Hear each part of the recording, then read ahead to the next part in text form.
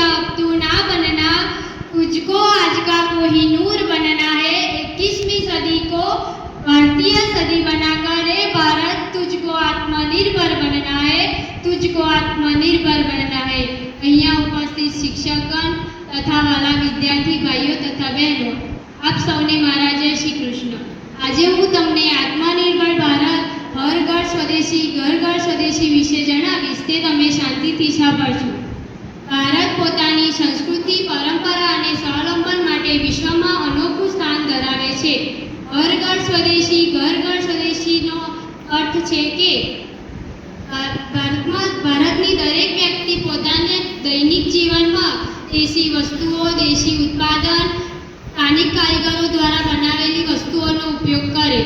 આ સૂત્ર માત્ર સૂત્ર નથી, તે આપણા ભારતની પ્રગતિનો માર્ગ છે।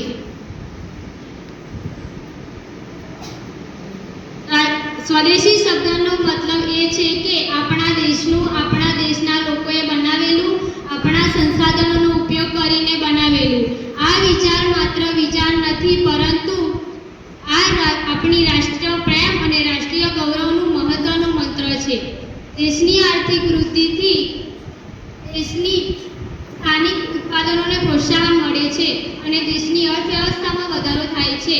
સ્વદેશી વસ્તુનો ઉપયોગ કરવાથી લાખો કારીગરો, ખેડૂતો અને નાના ઉદ્યોગોને રોજગાર મળે છે।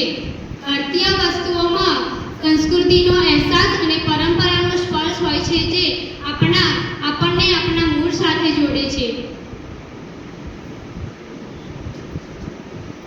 ભારતીય જીવનશૈલીના અનેક ઉદાહરણો છે, જેવા કે ખાદી, હસ્તકલા, હેન્ડલૂમ વસ્ત્રનો ઉપયોગ, ભારતીય રમકડા, ઔદ્યોગિક ઉપકરણો, ગામડાના કારીગરો અને ગામડાના ઉત્પાદનોને પ્રોત્સાહન, મેક ઇન ઇન્ડિયા, આત્મનિર્ભર ભારતના ઉત્પાદનોનો ઉપયોગ કરવો।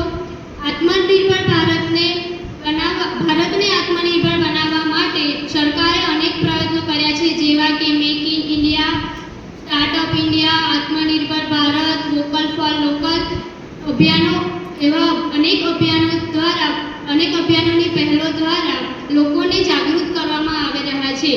આજકાલ ભારતીય બ્રાન્ડ વિશ્વના બજારોમાં પોતાની ઓળખ બનાવી રહ્યું છે। આ અભિયાનનું મુખ્ય લક્ષ્ય એ છે કે દરેક ઘર સ્વદેશી બને અને દરેક વ્યક્તિ પોતાની દૈનિક જીવનમાં દેશની સ્વદેશી વસ્તુઓનો ઉપયોગ કરે। જ્યારે દરેક વ્યક્તિ સ્વદેશી અપનાવે ત્યારે ભારત સામાજિક, આર્થિક અને સાંસ્કૃતિક રીતે મજબૂત બને છે।